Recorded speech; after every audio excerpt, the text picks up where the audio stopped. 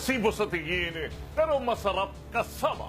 Matatakot ka talaga i-approach or hawakan eh. Pero pagugulat ka, once na mahawakan mo sila or maalagaan mo sila, yung ikaw mismo ka-experience, sobrang ganda ng temperament nila, talagang companion.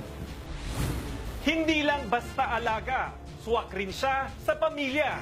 Yung bully kasi parang ang dating niya brusko, malaki katawan. Yung temperament niya, maganda, mabait siya. Kaya tinawag siyang bully, kumbaga pambully lang. Pero pag hinawakan mo siya, pwede mo siyang yakapin. Yung mga anak ko, niyayakap siya. Kilalanin natin ang bagong breed ng aso ngayon. Ito ang American Bully. Ito po si Paring Ray. Samahan niyo kaming pasyalan ang mundo ng bulbulis. Isang grupo na magkakaibigan na binikis ng pagmamahal at pagkahilig sa man's best friend. Ako naman ang inyong kasangga, JR Langit. Ang lahat ng yan ngayong gabi sa ating Kasangga mo Langit.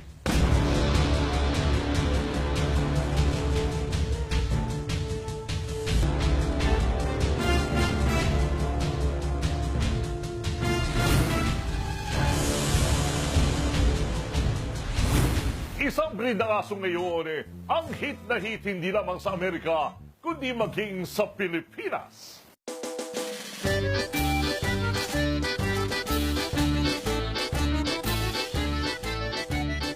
Ito ang American Bully, crossbreed ng dalawang lahi ng aso. Ano ba ang tinatawag na American Bullies? Ang American Bully kasi, it is a recently created, developed breed. Nag-originate ito sa US. Nag-originate yung American Bully from the American Pit Bull at yung American Staffordshire Terrier. Pinross sila para makapag-create ng newer version ng bully na hinahanap ng mga Americans before. Nung lumabas yon, habang dinedevelop nila yung American Bully, unti-unti sila nag-introduce ng different bully breeds. Yun yung tinatawag natin na standard ngayon.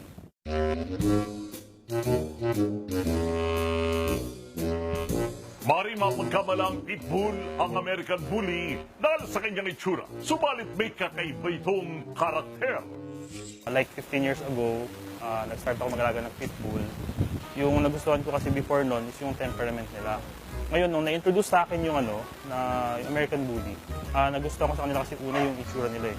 Very intimidating. Pag nakita mo, lalo pag kunwari, hindi ka familiar dun sa breed, or ngayon ka lang nakakita ng American Bully, matatakot ka talaga i-approach or hawakan eh. Pero pagugulat ka, once na mahawakan mo sila or maalagaan mo sila, yung ikaw mismo ka-experience, sobrang sobrang ganda ng temperament nila, talagang companion. Ito kasi parang parang anak ko eh. Parang pag pumapasok ako sa opisina, humahabol siya, umiiyak. Ang masaya sa pag-aaso, yung bonding yung dalawa. Yung alam niyang ikaw yung master mo, ikaw yung amo mo. Pagdating ng feeding time niya, excited na excited siya. Yung gano'n, yung pag ilalabas mo siya sa cage niya, iuwak mo, excited na excited, tuwan-tuwa. Tapos at the same time, sa family, kailangan meron ding sinosocialize mo rin siya para masanay siya sa tao. Isang halimbawa ng American Bully ay si Baby Ama. Nakuha ko si Baby Ama last 2014. Sa ngayon, si Baby Ama is 18 months old. Si Baby Ama, pasok siya sa pocket category. Below 17 inches yung height niya. Ano tawag sa ganitong color? Ang color na ganito is blue. Ang bully or any other dog breeds naman, nagsastop ang growth nila in terms of height around 10 months to 12 months eh. Si Ama kasi, nung puppy siya, hindi pa talaganto ka-muscular eh. Lumabas na lang yung niya, yun yung isang kagandahan ng breed na nagustuhan namin sa kanila. Kasi yung pag-evolve nila from puppyhood hanggang sa mag-mature sila, hanggang sa adulthood nila, ang laki ng difference.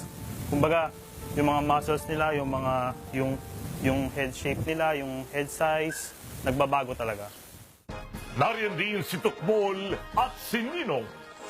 Si Tokmol yung first breeding ng bulbulis. Local born siya. Yung parents niya, yung sire and dam niya, parehong bulbulis. So, kumbaga, proud kami na nakaproduce kami ng ganitong itsura. Although, hindi pa namin siya masyadong gano'n nakakampaign sa show. Pero sa tingin namin na, yun, maganda yung quality na kinalabasan.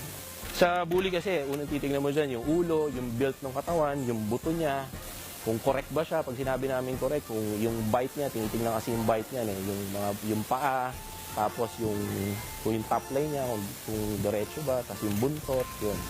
Yun yung mga ilan sa bagay na tinitingnan namin. Ang kasama ko ngayon dito si Ninong. Nakuha ko siya kay isa sa mga idol namin, si Alvin Eusebio ng FBI. And so, si Ninong, sa category siya ng extreme pinapasok eh. Kasi kung mapapansin nyo, medyo mas, mas makapal siya sa regular na mga packet na bully. Si Ninong po, 14 months siya ngayon. Color po niya is fawn. Mula sa katagang bully ang kanyang pangalan, ngunit kabalik na naman ito sa kanyang mga katangian.